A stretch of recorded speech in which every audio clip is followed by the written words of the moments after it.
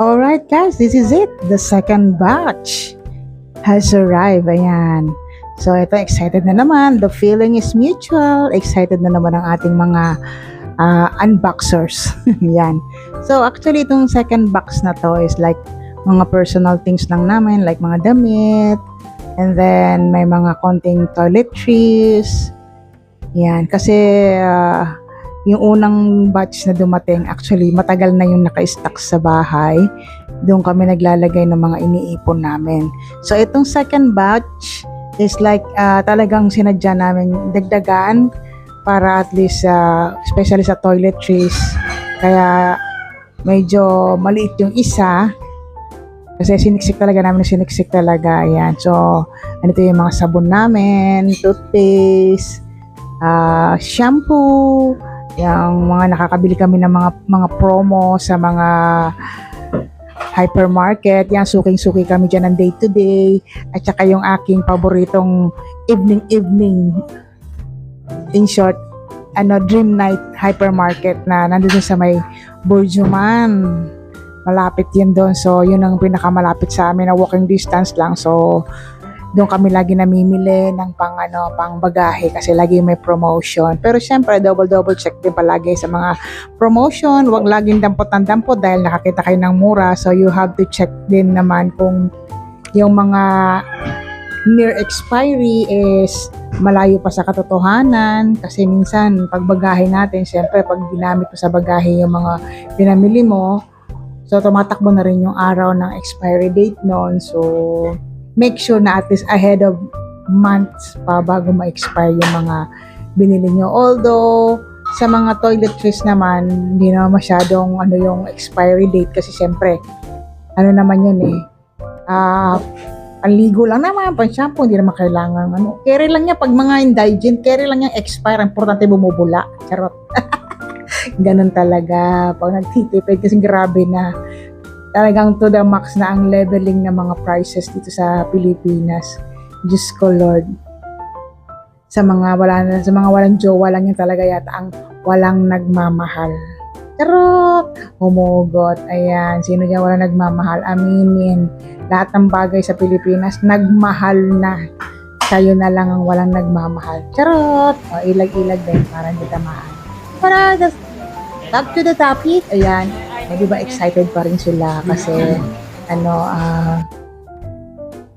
may mga bago na naman sila nakikita na hindi nila inaasahan. So yan, nandaan din na yung mga aking mga personal belongings like yung mga hair blower ko, yung mga hair iron ko, ayan na. Tapos ibang mga t-shirt, mga damit namin na pwede pa namin gamitin pang lakad-lakad. Kasi yung iba talaga, dinispose na namin, especially yung hindi naman namin mapapakinabangan, especially mga uniform sa racket, hindi naman na kailangan dito kasi mainit dito. Diyan lang naman sa Dubai kailangan yung kasi even though mainit ang weather, pag uwi mo ng bahay, naka-AC ka. Dito, sa loob at labas ka man ng bahay, mainit, promise. Well, as of this moment, medyo malamig ang weather dito kasi umuulan at may padating na bagyo. So, ingat-ingat tayo kay Bagyong Luis. Although, by the time na mapapanood nyo itong video na to, nakaraos na si Luis. Alright, ayan. Yung mga gamit namin sa Dubai, mga damit namin na hindi naman namin masyadong nagamit kasi hindi naman kami laging lumalabas ng galagala or kung gumala man kami, nakapambahay lang kami. Walking distance lang, ayan. So, yan yung mga shampoo. Yung namin, shampoo, hand wash yun, Dettol, hand wash. Pero parang may pumutok yata na body wash. Nag-crack yung plastic na jug niya. Hindi ko alam kung bakit siya nag-crack, kung ano nangyari. Pero at least hindi naman siya naubos. Tumulo, ayan. So, ayan yung aking paboritong to say this one. Square pants, guys. Ayan guys, so tuloy-tuloy pa rin ang ating haputan. Ayan yung aking stand ng mic yan. Akin yan. Stand ko yan ng mic sa aking pagla-live stream. Nadala ko pala, akala ko naiwan ko. Ayan. So, ayan. Ayan yung aking stop toys namin para kay Hunter. Ay, kay Lucky pala, si Packer. Yan din namin nabigay, pero makakarating pa rin yun sa kanya. Alright. Dami-dami na kami na yung mga napkin. Diyos ko, grabe ang napkin dito guys, ang mahal-mahal. So at least nakabili kami ng napkin dyan sa Dubai. Tag 6 dirham, 5 dirhams, may 10 dirhams na always. Take note guys, always. Kasi walang forever, kaya always lang. Alright, ayan. Yan, sabitan namin yan. Hook ko yan, mga hook. Favorito ko, mahilig ako magsasabit kaya kailangan ko ng hook. Right? Ayan. Diba? Ayan na yung mga sabon. Ayan na, dumating na yung mga sabon. So, toothpaste. Ayan, yung aking toothpaste na Himalayan toothpaste na pang stain away. Kasi syempre, kahit hindi mo na ako nag-yosi, nagkakape naman ako. So, nakaka-stain yung kape. So, kailangan may toothpaste ako ng pang-stain away. Ayan, ayun na yung aking mga panghangiran ng mga underwear. You know, kailangan. Ang mahal dito ng hanger, guys. Grabe. Ang dami ko kayang naiwang hanger sa Dubai kasi wala nang paglagyan. Iniwan ko importante dinala ko. Ayan, ang aking Nandos. Nakarating na ng Dubai ang aking Nandos. Thank God. Diba? Nandos sauce. Pero sila lang ang masaya dyan, guys, kasi maangheng yan. So, ayan. Yan yung body wash. Ang lotion ni Nadine. Diba? Yung, maganda siya.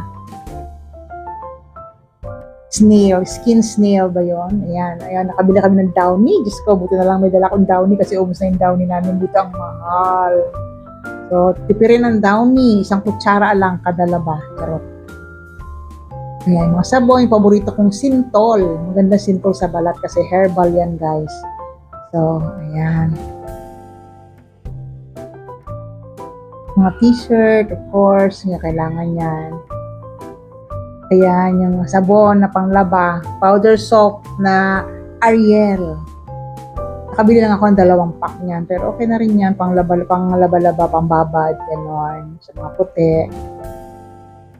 So, yan, ubus na siya guys. Thank you Lord, naubos din ang laman. Ayan, mga collection ko ng mga grocery bags. Kasi babawal na. Ayan, nadumi, ayan yung natuluan yung aking bedsheet. Natapunan ng body wash. So, yan. Tapos na kami, guys. Nakatapos na kami ng isang box. So, happy na ang everyone. Kaya, yan, mag-ano naman kami ngayon. Next move, segregate namin yung lahat ng mga gamit. Mga toiletries, sabon to sabon, kumbaga food to food, non-food to non-food. Ayan. May additional kape din kami nakuha. So, paano ba yan, guys? Thank you so much ulit sa panonood. Ingat kayo. God bless. Bye.